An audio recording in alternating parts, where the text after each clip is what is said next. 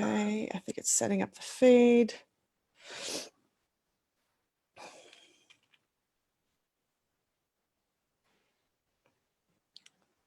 Let's see if I can press record onto the cloud as well.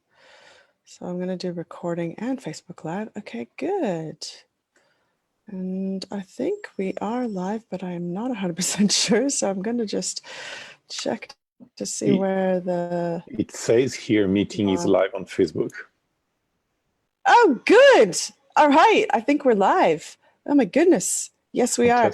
Okay. Wow. Hello, everyone. Hi.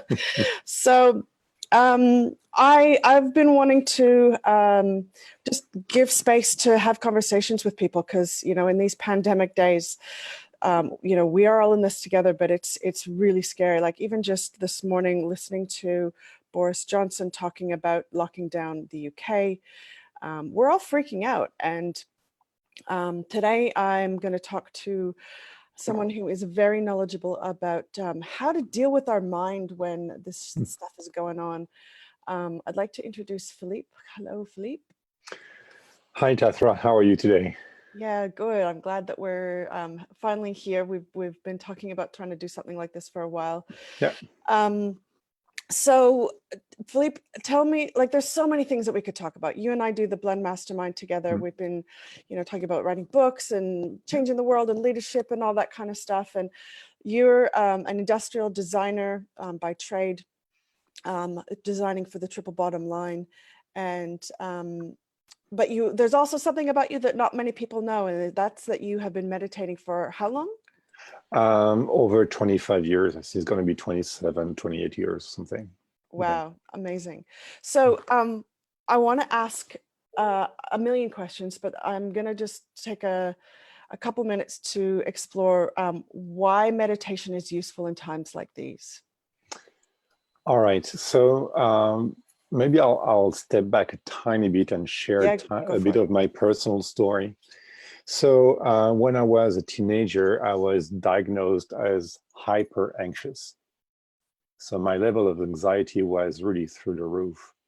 And so I had insomnias, and I couldn't really fit in this world. I couldn't quite understand what it was all about. And I was constantly worrying, I guess, and being fearful and anxious. And when I was 22, I moved to Canada or 21. Anyway, I moved to Canada to study industrial design, and that's where I discovered meditation. And just a few years later, I could sense that I was no longer suffering at the same level from anxiety. And people who know me today, they don't really think I'm a highly anxious person. It's very hard to imagine you as highly anxious, to be honest. So I think if I want to give a sense of what meditation does, is providing a sense of space in your mind so that you don't dwell in those emotions and in those kind of circle of motion of thoughts and emotion that drives you down. So you have enough space, and then you just, I think, gives you that ability to react quite differently with any situations. It's not that you don't have any emotions, it's just that the way you react to it is quite different. So that's the general background. Can I ask, because, you know, as many people know, I do what I try to be a daily meditation, and I, as a way to sort of do self-accountability, I will post so I use the Calm app, and they have a quote each time, and I'll put the little meditation emoji with the quote from the day, from the Daily Calm. And there was one recently that said something about being able to choose your thoughts. Can you talk about how meditating helps to give us that capability? Yes. So maybe in order to do that, I'll explain just 2 minutes what's the intent and the path of meditation. Cool. So for me, meditation is not transactional. So there's a lot of what I call transactional meditations out there, which is if you meditate this way, you're going to have this outcome. and it may or may not work. I don't think it's a very good long-term prospect. I'm not sure that you're going to achieve that long-term, I mean. So for me, meditation is about awakening, enlightenment.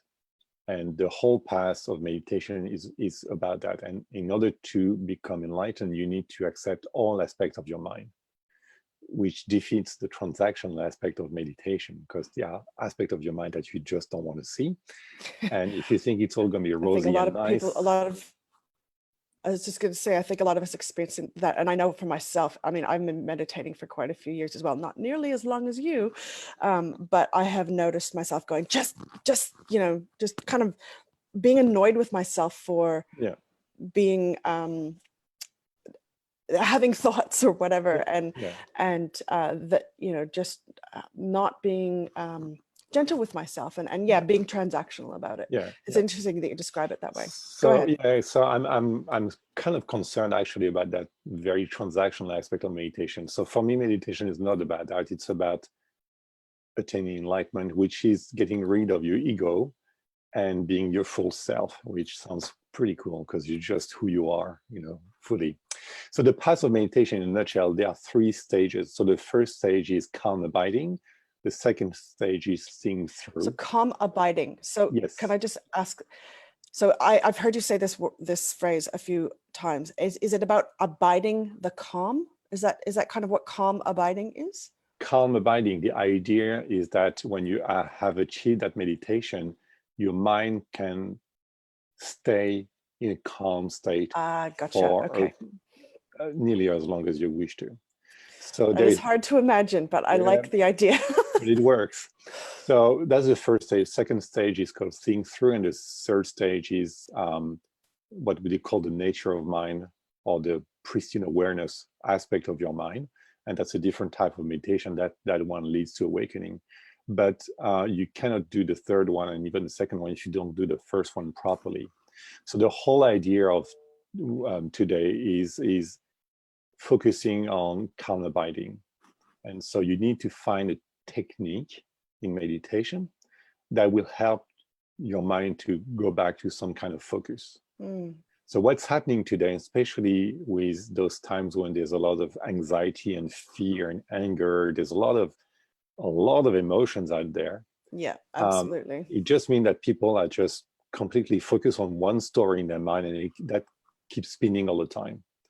And if you have that very hard, very unwholesome space to make good decisions.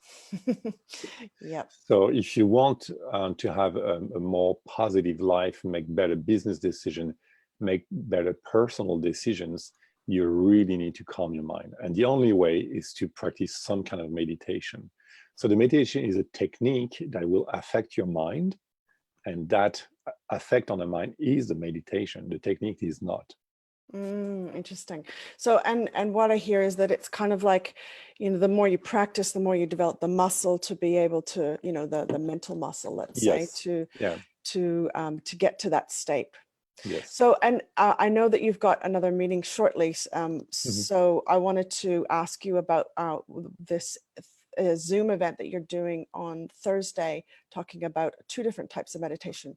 Can you tell people about that and what to expect? Yes. So I decided over a week ago now to offer what I've learned regarding meditation to the general public. So there is that event that I will lead on Thursday. And I will offer the 2 meditation that I think will be of the most benefit for this time. So the first meditation is called Anapanasati. And it's a meditation that just focuses on the breath. And the idea is to force your mind, so to speak, to focus on the breath all the time. And of course, you will get distracted because that's what the mind does. But you will notice the distraction. Your mind will start wandering away, and then they will catch your mind and just focus back on the breath. And 2 seconds after, you're going to think about, some story that you heard recently, and you're going to catch yourself and focus on the breath again. So and just continually bringing it back to the breath. Exactly.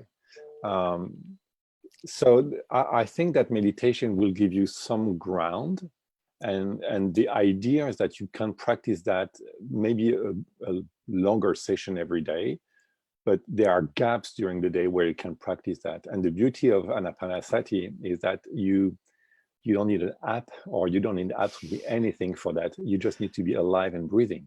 Yeah, wow.